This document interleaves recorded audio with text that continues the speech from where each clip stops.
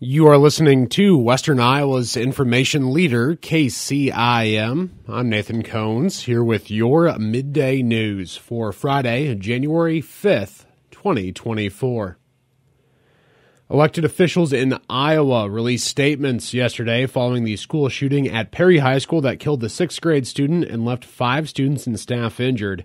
Governor Kim Reynolds says, "Our hearts are heavy today and our prayers are with everybody in the Perry community. This senseless tragedy has shaken our entire state to its core. I want this community to know that every Iowan stands with you." Senator Chuck Grassley says in a written statement, schools are supposed to be the safest place for students and educators.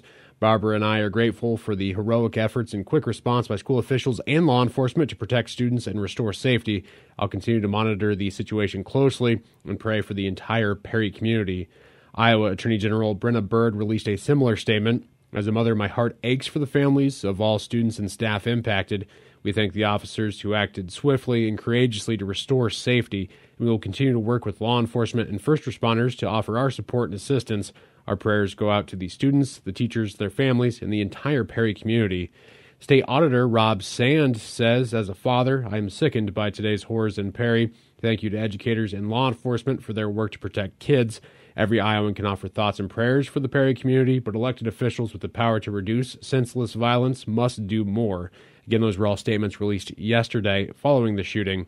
The 2024 Iowa legislative session is scheduled to begin next week, and school safety is expected to be at the top of the legislative agenda following Thursday's shooting. And we'll be talking more about that here later on in the newscast.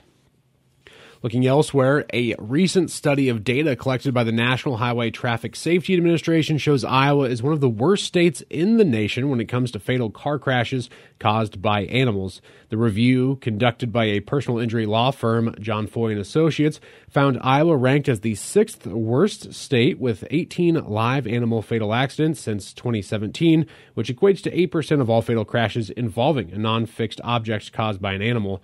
Based on that percentage, Iowa is tied with Kansas and Minnesota.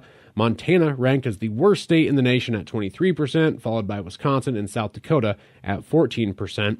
Hawaii, Rhode Island, and Vermont are ranked as the best states for drivers with 0% of fatal crashes involving a live animal. Drivers are encouraged to remember a few basics if they do come across a live animal on the roadway. For starters, remain alert behind the wheel as a potential accident can be avoided if the animal is spotted soon enough. Pay attention to wildlife crossing signs, as the likelihood of encountering an animal in those areas is higher. And remember to avoid swerving abruptly to avoid hitting animals such as deer. And of course, there's that go-to line, don't veer for deer. And the Iowa legislature convenes for the 2024 session next week, and the area's representatives at the State House are preparing for what will likely be a quick start.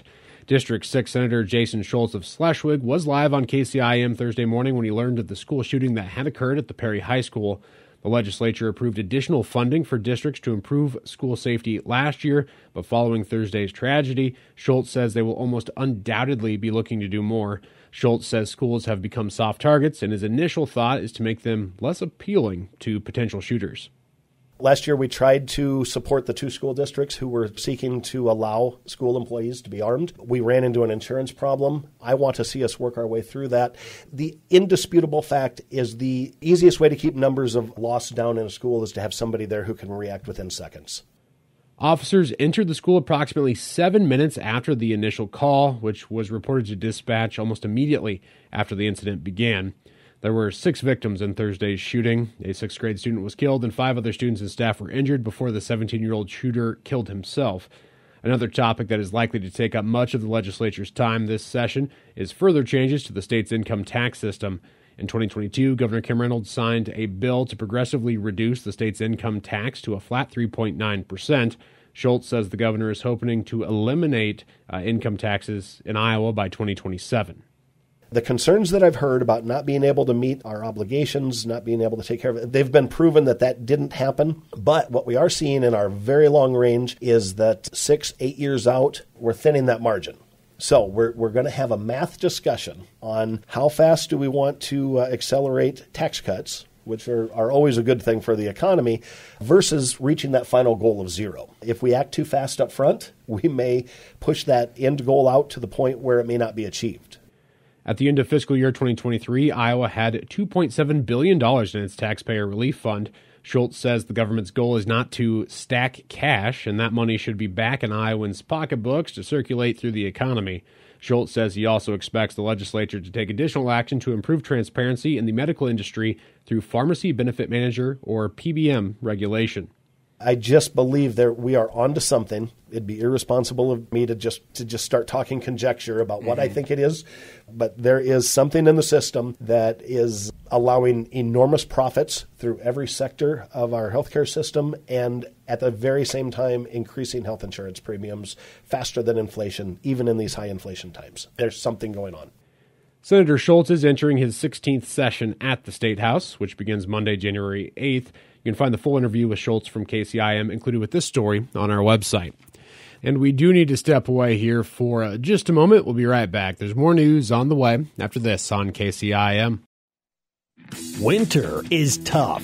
Be tougher with Cub Cadet X Series snowblowers. With 3 levels of snow clearing power, this lineup is built to handle the harshest conditions. With features like push-button electric start and finger-controlled power steering, you'll make quick work of whatever winter throws your way. Get all the details at Haley Equipment and seize the season with the X Series. Engineered for extreme. Head to your locally owned Cub Cadet dealer, Haley Equipment in Carroll, for exceptional offers, expert advice, and superior service. Lofi's Holiday Sweepstakes is back. The Bakers of Country Hearth would like to put a little more jingle in your holiday this season by giving you a chance to win one of 2 $500 prizes, or the grand prize of $1,000. Winners will each receive a check that can be used for travel, gifts, or just celebrating with family and friends. Whatever makes your holiday more jolly. For complete rules and to enter for your chance to win, visit facebook.com/Lofi'sBread. Welcome back to KCIM's Midday News. I'm Nathan Cones reporting. During their meeting on Tuesday, the Lakeview City Council approved a resolution that will begin the process of soliciting bids for the new community center project. City Administrator Teresa Putin says the project was first brought up in November, but this was an updated plan that needed approval before they could take these bids. Putin says the building will be an excellent addition to the community. It's a community center, a venue for us to have concerts, wedding receptions, and different things that will allow our community to continue to grow.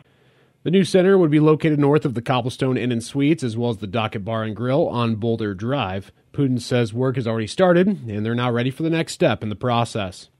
We've actually done some dirt work and put in a bioretention pond and different things for that, so we've actually started the process. The building is the next in that process, and we've received several grants and have raised a lot of money to bring this project to fruition. Putin says the bid opening is scheduled for January 25th, and the council will discuss the bids received at the February 5th meeting. Upon approval of a contractor, Putin says a more definite schedule for the completion of the building will be provided. We're hoping here in 2024 that building is constructed, and by the end of 2024, we'll be finished with it. Until we get the bids and what that contractor schedule is, will dictate when our opening day is. You can follow the Lakeview Community Center page on Facebook for any updates about the building or for an official announcement of that opening day. The Carroll Kiwanis Club is once again offering its Christmas tree pickup service this weekend. From 8 a.m. to 10 a.m. tomorrow morning, Kiwanis volunteers will travel throughout Carroll to collect old trees that residents have placed at the curb. Only real trees will be accepted, and decorations and stands must be removed from the trees before disposal. The service is offered at no cost, but donations to the Carroll Kiwanis Club are encouraged to help support their local programming. And American teenagers are heavy users of social media, which is often associated with a decline in their mental health. But a report on social media's impact says the connection is more complicated. Douglas Gentile, a psychologist at Iowa State University, contributed to the report from the National Academy of Sciences. Gentile says social media use is often linked with depression among teens, but it may not be the cause. One thing Gentile says social media does directly impact is sleep. Especially if they're using them right up to bed. If they're taking a tablet or a phone into the bed with them, they are getting less sleep. They're getting less good quality sleep. Of course, that can influence all sorts of things such as poor school performance, depression, anxiety. Gentile believes media literacy should be a part of K-12 education so students understand how companies target content toward users and how things like online harassment can harm others. As soon as you actually show them what the science is on how these harms can work, they change things themselves in a way that is really beneficial for them. Gentile says social media's effects on teens are not all bad, saying sites like Instagram or TikTok can help adolescents in marginalized groups form positive relationships online. Gentile says parents can help protect their kids from the potential harms of social media, though. He recommends keeping phones and screens out of bedrooms and putting limits on both the apps they use as well as the amount of time teens spend online. And that is going to be wrapping up your KCIM Midday News for Friday, January 5th, 2024. For these stories and many more, be sure to check us out online by following us on Facebook and X, on the web at 1380kcim.com, or through the Carroll Broadcasting mobile app. I'm Nathan Cones reporting. Have a great weekend.